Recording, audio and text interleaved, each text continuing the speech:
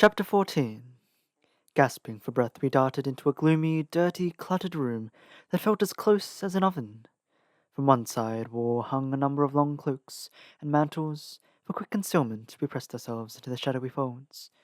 Trembling's hands clenched. I watched the front door, waiting to see whether my bribe would succeed. "Hide under a table," Tuki whispered. I shook my head. Poised to flee, staring out the front door and window, I saw how folk scattered, giving way, as the hulking cutthroat and his squeaky mongrel of a companion barreled down the middle of the street, glaring in all directions. I saw the big ruffian grab a loiterer by the collar, almost lifting the man off his feet, shouting into his face. The poor fellow gestured in our direction, and where Mrs. Colhane had gone, I did not know. But there she was again, standing with her back to me. She looked like a played tortoise, with a limp bow of apron string across the middle. A moon-faced enemy and his follower strode up to her, towering over her. Even Rickety Squeaky stood taller than she did, and I'm not sure I could have braved the ferocity in their glares. But the squat old woman occupied that doorway like a plug. I saw her shake her head. I saw her gesture towards the far end of the street. I saw the sunlit doorway as a halo of glory surrounding her. I saw the two villains turn away. Hanging on to somebody's old coat for support, I sagged against the wall with relief. Tukey folded like an easel, sinking to the floor. Mrs. Colhane quite sensibly did not come in at once, but stood at the door for a while longer. By the time she entered, I had recovered my strength, found a back room with the tap water, and soaked a rectangle of faded yellow flannel and applied it to Tukey's face.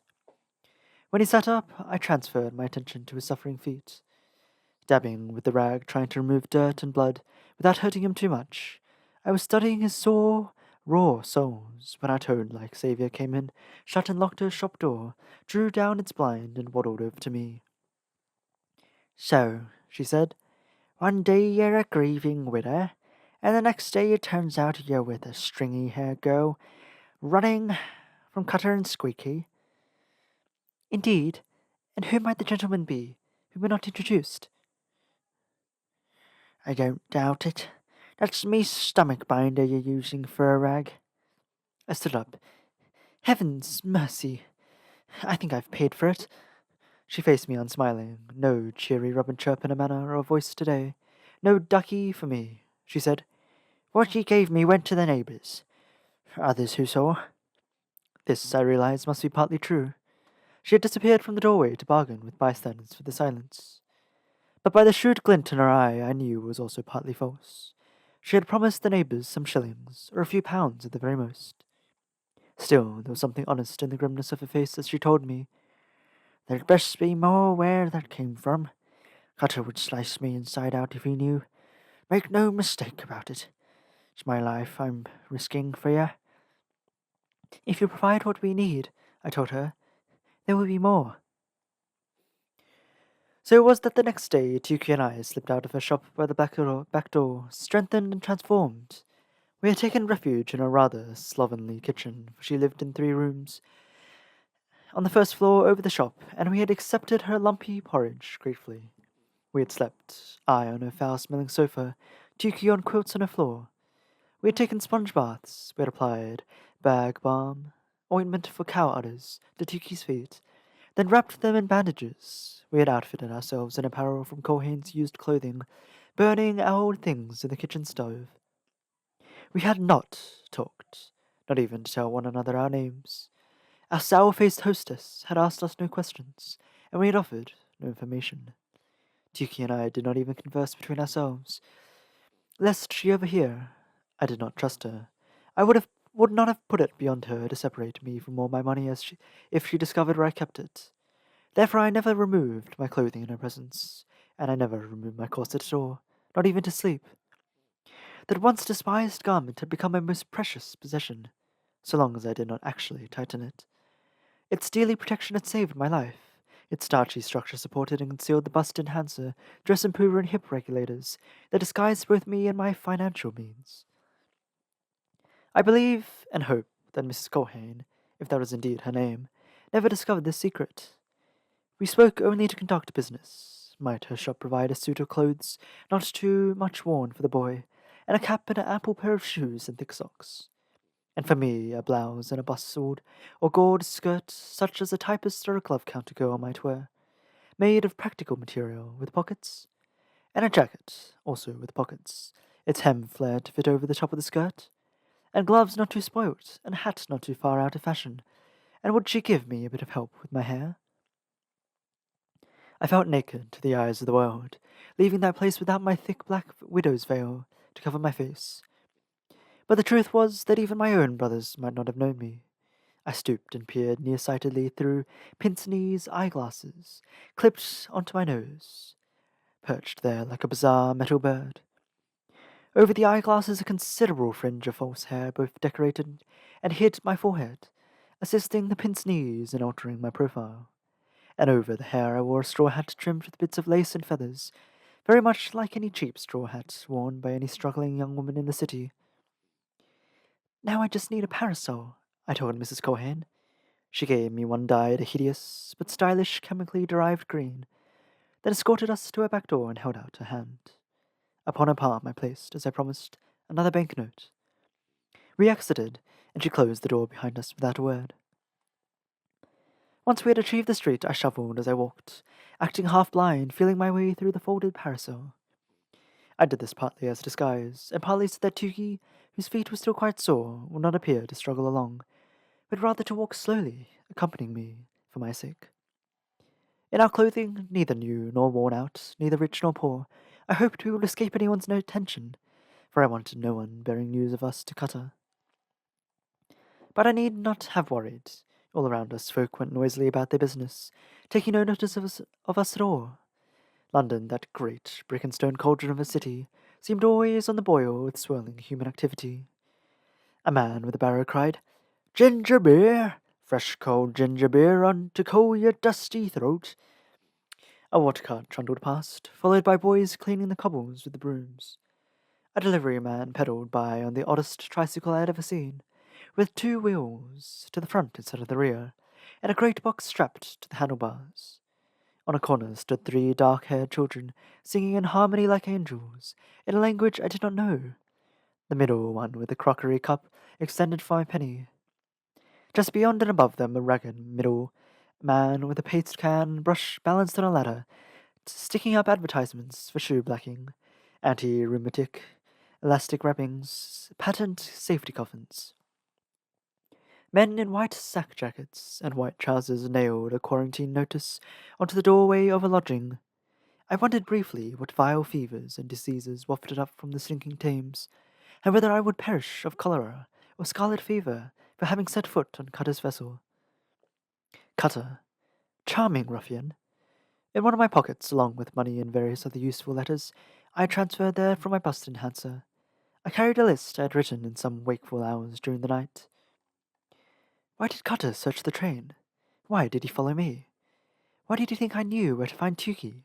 What did he want with Tukey? Why did he wire Squire to look for Tukey on the docks? What did he mean when he said, "much the same"? Is he in the business of kidnapping? How did he know anything about Tukey and the Great Eastern at all? How indeed? I had told Inspector Lestrade, and Madame, what was her name, the astral paradotorian, had overheard. Had Inspector Lestrade told others? Perhaps, eventually, but would he not first have taken steps to confirm my information? Yet that wire must have been sent to Squeaky almost immediately. Such were my thoughts as my limping escort and I walked a few blocks to a better neighborhood. Here we found a park of sorts, a patch of grass with 4 trees under which women trundled prams, and a man with a donkey cried, "Ride treats, yacht kiddies, a penny a head." Beside the park I saw stood a number of cabs. I would be able to hire one, so my little lordship would not have to walk on his stuttering feet. So far, much on our guard, we had not spoken at all. But now that we had left Cutter's haunts behind, I turned to my companion and smiled. "Well, Tukey," I said. "Don't call me that." I bristled. "Very well. Lord Tewkesbury of Bayswater, or not."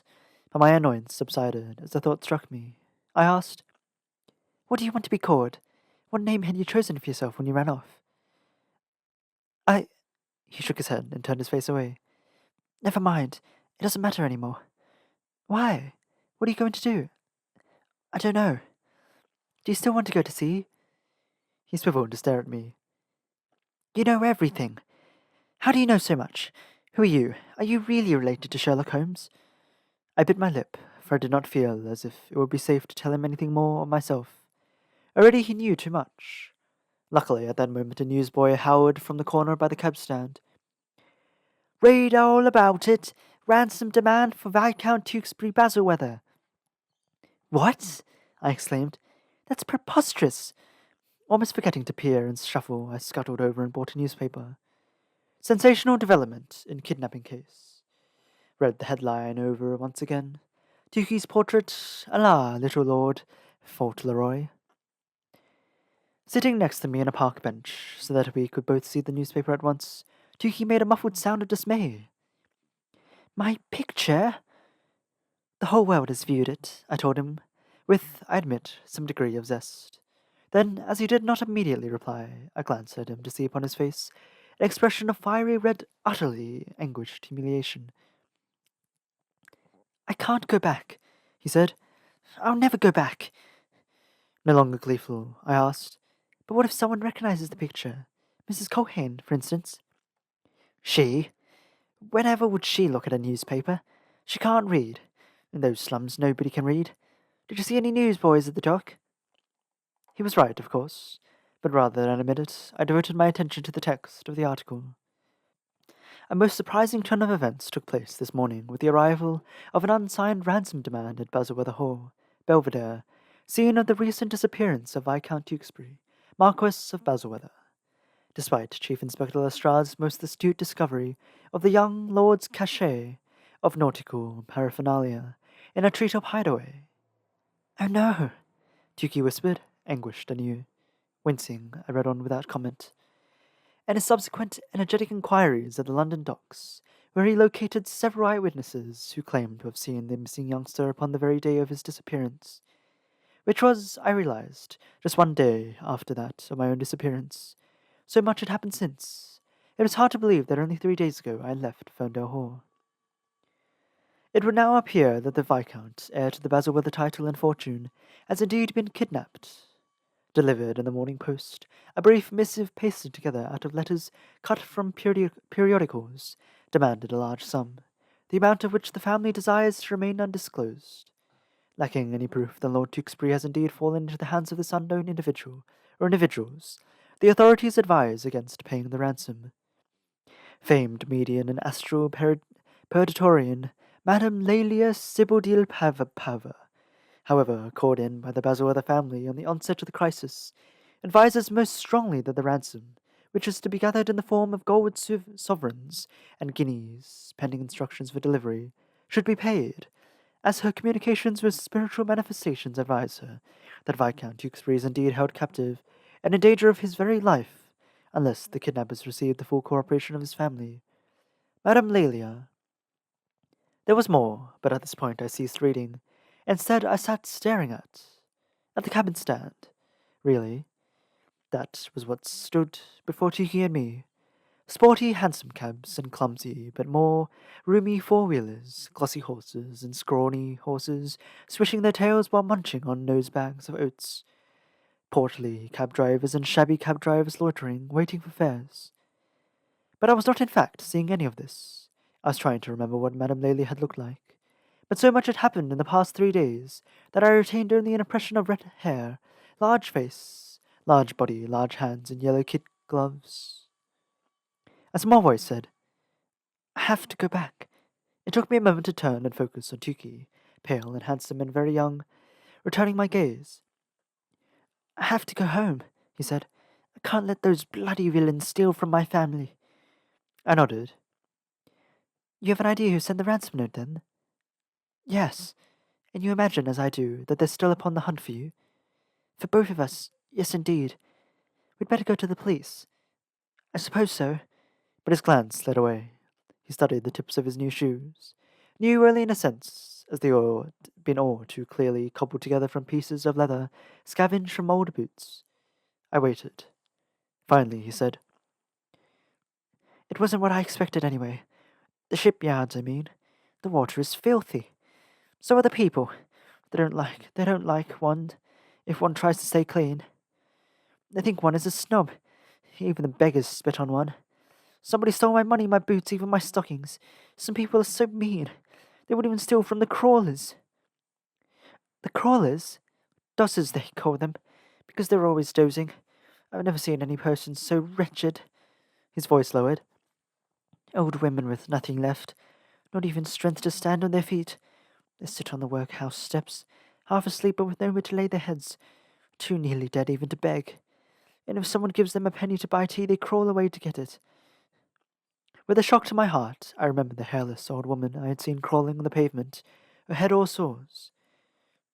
And then they crawled back again, Tukey said, his voice lower and more struggling by the moment. And there they sit. 3 times a month they're allowed a meal, and a night's sleep in the workhouse. 3 times. They ask for more than that. They're locked up and given 3 days at hard labor. What? But I thought the workhouse was supposed to help the unfortunate. I thought that too. I went there to ask for shoes, and they laughed at me, hit me with a stick, drove me away. Then that nasty man. His memories of Squeaky made his eyes water. He ceased speaking. I'm glad you've decided to go home, I said after a moment. Your mother will be overjoyed to see you. She's been crying, you know. He nodded, accepting without question that I would know this, as I seemed to know everything else. I'm sure you'll be able to make her understand you can't wear those Lord Fauntleroy clothes any more, he said very softly. Whatever kind of clothes. It doesn't matter. I never knew. He didn't finish, but I believed he was still thinking about the Dosses, poor half-alive old women who crawled, or perhaps about bare, sore feet in the waterfront, and Squeaky and being kicked like a dog.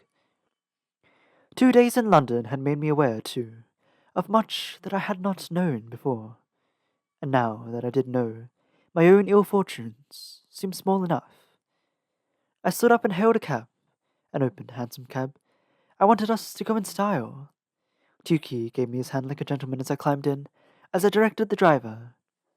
To Scotland Yard,